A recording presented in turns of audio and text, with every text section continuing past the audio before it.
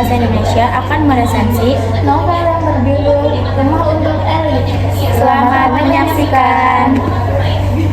Di sini ada identitas novel, judul Rumah untuk Ellie, penulis Len Yu, penyunting V. Asano, penyelaras akhir Dian Anggraini, Miftahul Ansori, pendesain sampul Aira Rumi, ilustrator Aira Rumi, penata letak Dian Anggraini, penerbit Tekad, redaksi PT Tekad Media Cakrawala, pemasaran Kawah Media, cetakan pertama Februari 2024, 262 halaman, serta lebar buku 14 x 20 cm. Kemudian ada pengarangan, nama pena Len Liu, nama asli Regita Cahyani, tempat lahir Indramayu, tanggal lahir 22 Januari 2009, umur 16 tahun, pekerjaan penulis, pelajar, tahun aktif 2023 sampai sekarang. Len Liu terlahir sebagai anak sulung dari 2 bersaudara. Dia memiliki seorang adik yang berusia 6 tahun pada 2025 ini. Di samping kesibukannya sebagai seorang penulis, Len Liu yang bernama asli Regita Cahyani ternyata masih berstatus sebagai pelajar. Saat ini, dia pun sedang mengain pendidikan di Seman 1 Kroya, Kabupaten Cilacap, Jawa Tengah.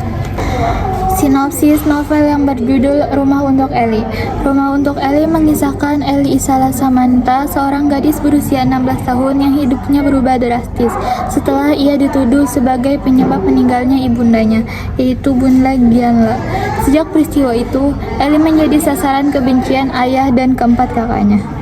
Rumah yang seharusnya menjadi tempat paling aman justru berubah menjadi sumber luka.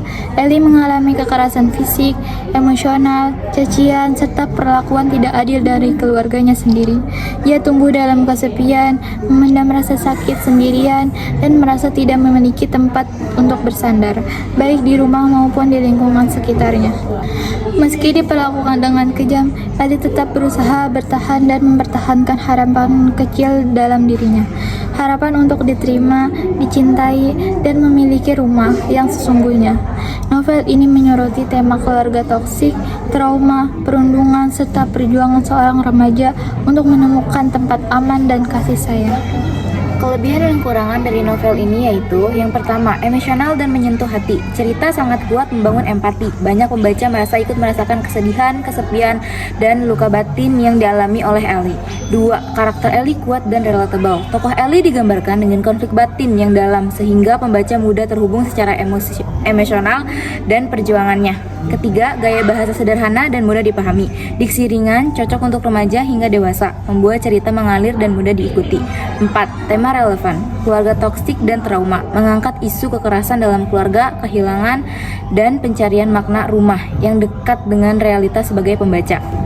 Kekurangannya yaitu yang pertama, cerita terasa berat dan melelahkan secara emosional karena penuh penderitaan dan konflik batin. Sebagai pembaca merasa capek secara mental saat membacanya. 2. Alur di beberapa bagian terasa lambat. Ada bagian yang dianggap terlalu panjang dalam menggambarkan kesedihan sehingga kurang cocok bagi pembaca yang suka alur cepat.